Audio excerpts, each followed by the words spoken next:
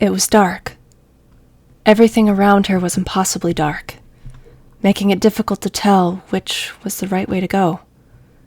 She had a flashlight with her, a small one in her pocket, but she knew they would find her if she had done so. Biting her bottom lip, the woman grasped her notebook closer to her chest. She had been hiding for what felt like days, even though it had only been around 3 hours.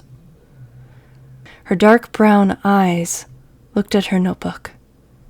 Initially, she came here in the hopes of locating a close friend, but now, all of that seemed minuscule in comparison to what she had discovered here in this place. The truth of the matter,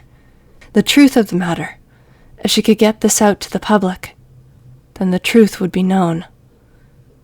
That is, if anyone were to believe. Even now, a part of her still didn't.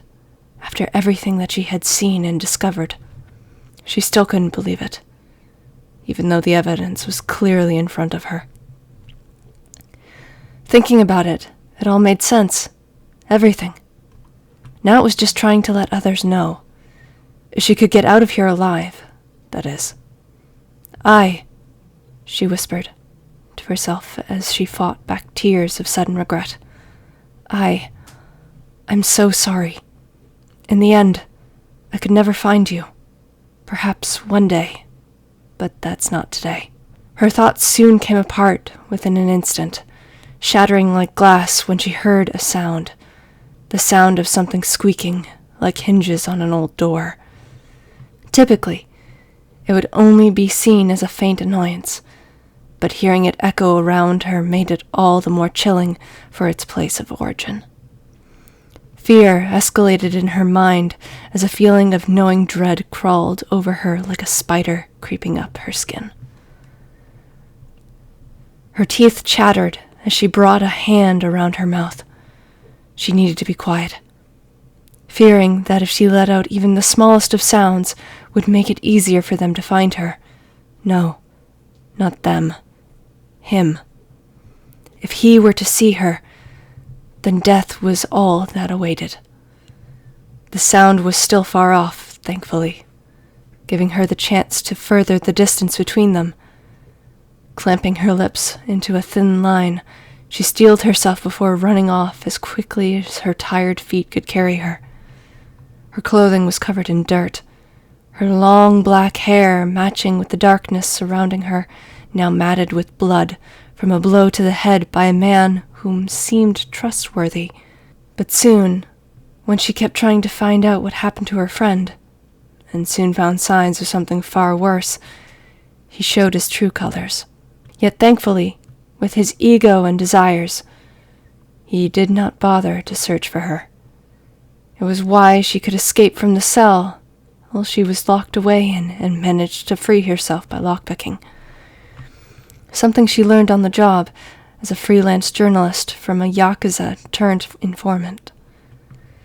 It was something that if she were to get out of here alive, she would have to thank him for. Her lungs burned from running non-stop as she began to see a faint light in the distance. Upon reaching it, she realized it was an underground room, almost the size of an apartment, with amenities for someone to live here for a relatively long time. There was a bed and several chests of drawers of clothing, kimonos she vaguely was aware of, as well as several other things, but it mattered little to her at that moment. From what she could tell, none of this looked remotely familiar. It made her feel relieved, which meant she was not going around in circles. A good sign. If only it could stay that way. As she looked around her new surroundings, her ears almost remained listening to every sound she could hear. She was about to move on when she found herself stopping short when something crossed her eye. An old photograph. She wouldn't have noticed it if she hadn't realized the significance of it. More evidence could be used in the long run. Taking it, she placed it in her notebook. When she realized the truth, She had taken a precaution, leaving several of her notes hidden around in areas that others would find, so that if she were not able to escape, then at least those notes would be of use to others who may be trapped like she was now. Yet it was this distraction that would be her downfall, for the sound had returned. It was closer than before, right on top of her, even. It was more immediate. And soon, right behind her, she saw a shadow looming over her as the sound scratched at her eardrums. There was no way out now, even if she tried to run. Taking her notebook, she covertly placed it underneath a dresser that she had kneeled in front of. She could only hope that no one would find it, or at least that if someone did, then it would be an outsider. And then maybe, just maybe, that person could get out alive. She would not survive. Her soul was content with that reality, much better off knowing than allowing the fear which had enveloped her only moments before. If she were to die, then it would be looking at the monster that was the cause of this. With one final breath, she turned to face it, at the being who was no longer human, but that of a doll. Or perhaps calling this a demon was better.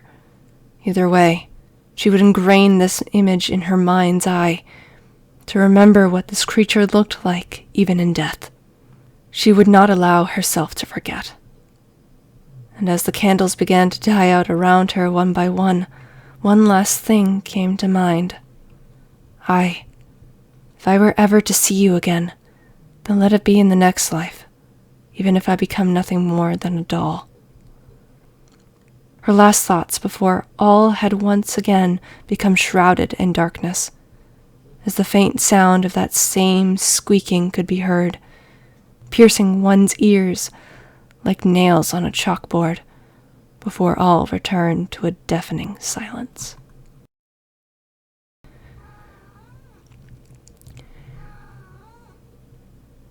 Cat. I'm trying to record.